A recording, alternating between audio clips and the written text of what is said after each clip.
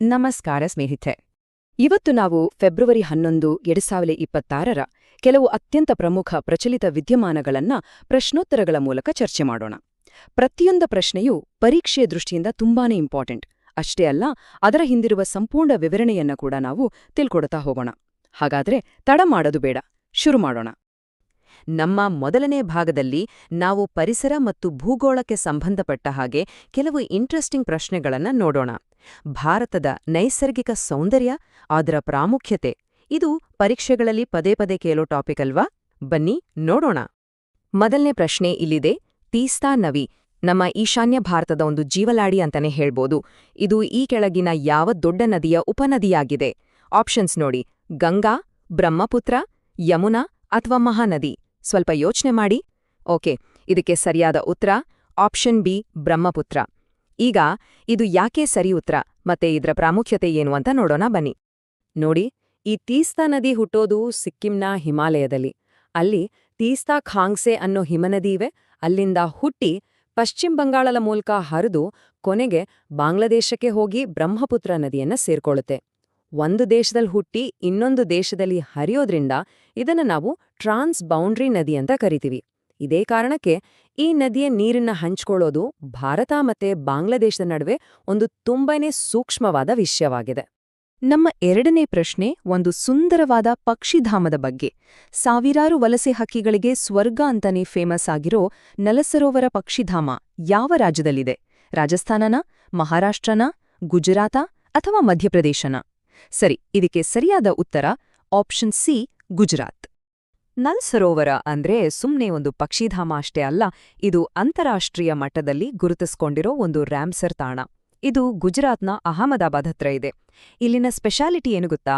ಇತ್ತೀಚೆಗೆ ಅಂದ್ರೆ 2026ರಲ್ಲಿ ಮಾಡಿದ ಗಣತಿ ಪ್ರಕಾರ ಇಲ್ಲಿ 270 ಬೇರೆ ಬೇರೆ ಜಾತಿಯ ಬರೋಬ್ಬರಿ 6 ಲಕ್ಷಕ್ಕೂ ಹೆಚ್ಚು ಪಕ್ಷಿಗಳಿದ್ದಾವೆ. ವಾವ್! ಅದರಲ್ಲೂ ಫ್ಲೆಮಿಂಗೋ ಮತ್ತೆ ಪೆಲಿಕನ್ಗಳನ್ನ ನೋಡಕ್ಕೆ ಅಂತಾನೆ ಜನ ಇಲ್ಲಿಗೆ ಬರ್ತಾರೆ. ಮುಂದಿನ ಪ್ರಶ್ನೆ ಹುಲಿಗಳ ಸಾಮ್ರಾಜ್ಯ ಅಂತಾನೆ ಫೇಮಸ್ ಆಗಿರೋ ಬಂಧವಗಡ ರಾಷ್ಟ್ರೀಯ ಉದ್ಯಾನವನದ ಬಗ್ಗೆ. ಇದನ್ನ ರಾಷ್ಟ್ರೀಯ ಉದ್ಯಾನವನ ಅಂತ ಯಾವ ವರ್ಷದಲ್ಲಿ ಘೋಷಣೆ ಮಾಡಿದ್ರು? ಆಪ್ಷನ್ಸ್ ಗಮನ ಇಟ್ಟು ನೋಡಿ. ಸರಿಯಾದ ಉತ್ತರ 1968. ಆದ್ರೆ ಇಲ್ಲೊಂದು ಸಣ್ಣ ಟ್ವಿಸ್ಟ್ ಇದೆ, ಅದನ್ನ ನಾವು ಮುಂದಿನ ಸ್ಲೈಡ್ನಲ್ಲಿ ಅರ್ಥ ಮಾಡ್ಕೊಳ್ಳೋಣ. ಬಂಧವಗಡ ಅನ್ನೋ ಹೆಸರೇ ತುಂಬಾ ಇಂಟ್ರೆಸ್ಟಿಂಗ್. ಬಂಧವ ಅಂದ್ರೆ ಸಹೋದರ, ಗಡ ಅಂದ್ರೆ ಕೋಟೆ. ರಾಮಾಯಣ ಕಾಲದಲ್ಲಿ ಶ್ರೀರಾಮ ಈ ಕೋಟೆಯನ್ನ ತನ್ನ ತಮ್ಮ ಲಕ್ಷ್ಮಣನಿಗೆ ಉಡುಗೊರೆಯಾಗಿ ಕೊಟ್ಟಿದ್ದ ಅಂತ ಒಂದು ನಂಬಿಕೆ ಇದೆ. ಸರಿ, ವಿಷಯಕ್ಕೆ ಬರೋಣ. 1968ರಲ್ಲಿ ಇದನ್ನ ನ್ಯಾಷನಲ್ ಪಾರ್ಕ್ ಅಂತ ಘೋಷಣೆ ಮಾಡಿದ್ರು. ಆಮೇಲೆ ಹುಲಿಗಳನ್ನ ಸಂರಕ್ಷಣೆ ಮಾಡೋದು ತುಂಬಾ ಮುಖ್ಯ ಅಂತಾದಾಗ 1993ರಲ್ಲಿ ಇದನ್ನ ಟೈಗರ್ ರಿಸರ್ವ್ ಅಂದ್ರೆ ಹುಲಿ ಸಂರಕ್ಷಿತ ಪ್ರದೇಶ ಅಂತಾನೂ ಘೋಷಣೆ ಮಾಡಿದ್ರು. ಸೊ ಈ 2 ವರ್ಷಗಳ ವ್ಯತ್ಯಾಸ ನೆನಪಿನಲ್ಲಿಟ್ಕೊಳ್ಳಿ.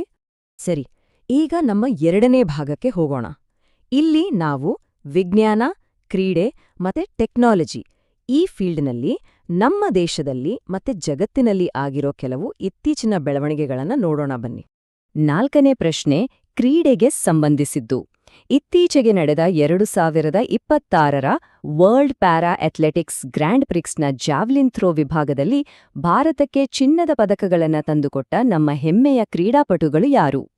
ಇದಕ್ಕೆ ಸರಿಯಾದ ಉತ್ತರ ಆಪ್ಷನ್ ಬಿ, ಸುಮಿತ್ ಆಂಟಿಲ್ ಮತ್ತು ಭಾಗ್ಯಶ್ರೀ ಜಾಧವ್.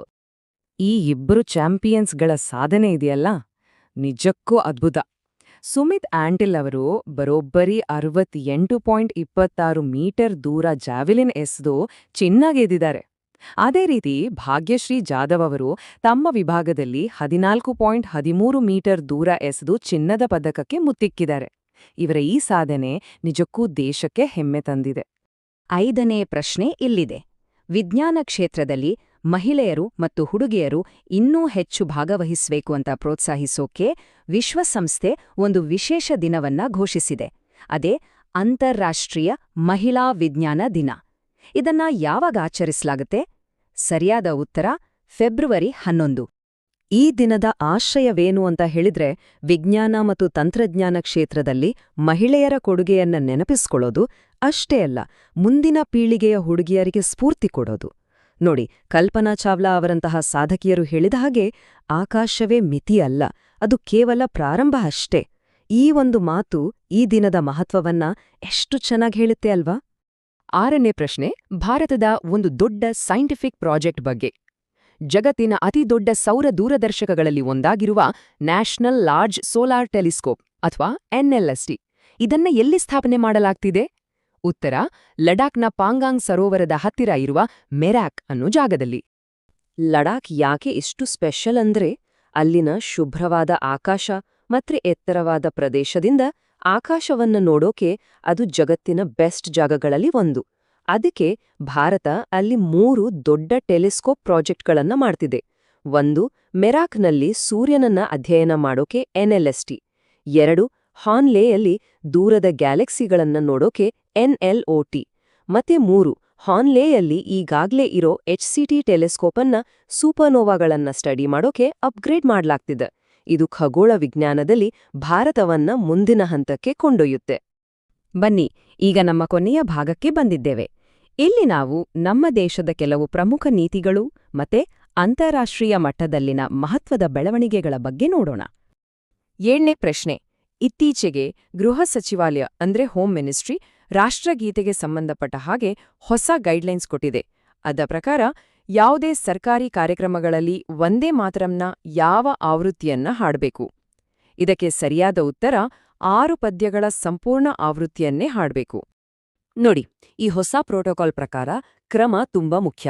ಯಾವುದೇ ಅಧಿಕೃತ ಕಾರ್ಯಕ್ರಮ ಶುರುವಾದಾಗ ಮೊದಲು ವಂದೇ ಮಾತರಂ ಹಾಡಬೇಕು. ಅದಾದ ನಂತರ ಜನಗಣಮನ. 2 ಗೀತೆಗಳನ್ನ ಹಾಡುವಾಗ ಎಲ್ಲರೂ ಎದ್ದು ನಿಂತು ಗೌರವ ಕೊಡೋದು ಕಡ್ಡಾಯ.